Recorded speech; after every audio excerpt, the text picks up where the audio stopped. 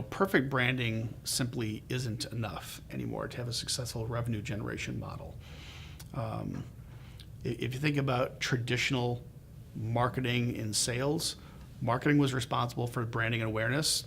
And the better branding and the better awareness you had, you sure made sales job a lot easier, because sales job was to do their own demand generation, right? They cold called, they prospected, they foot canvassed, they did direct mails, they did networking events to generate their own leads, in which they would take through a sales cycle and close the business. And the better branding you had, you made their job a heck of a lot easier, right? Because that prospect knew you, and they were probably a heck of a lot more willing to let you in the door and have that first call. And from there, as a sales professional, that's your job to take it from there. The reason it's not enough now is because buyers won't let you do that as a sales rep. Buyers do not, it's not that buyers ever wanted to talk to sales, but they had to.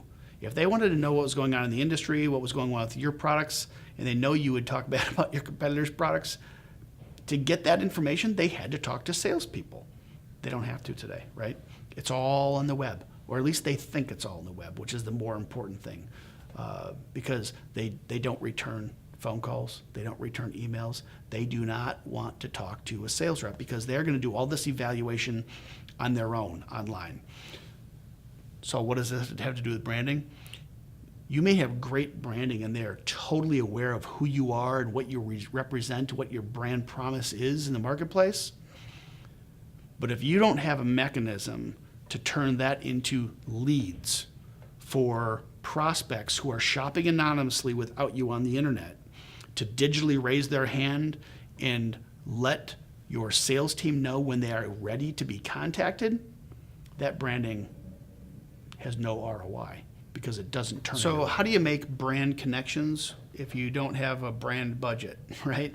I think there is a way to extend the benefits of traditional demand gen and content marketing into branding, right? So certainly every touch point, whether it's on your website, social media properties, email, whatever that touch point is in fact a brand impression, right? How you extend the reach is by creating and producing great content that people like. Because when you produce, say, an infographic that is meaningful, what's going to happen to that? It lives on your website. People are going to link to it. And the people who link to it are going to get linked to, right? And all of a sudden, people are going to start searching on term XYZ, and you're going to show up on page 1 on Google or Bing, right? So how do you create brand impressions and brand touches if you don't have a branding and awareness budget? You have a demand generation budget. I'd say it starts and ends with great content, because great content is what converts people through the funnel, which is why you do it for demand gen, but it also attracts people. It creates impressions and connects your brand story with people whom you've never met before. And indirectly, that absolutely is branding.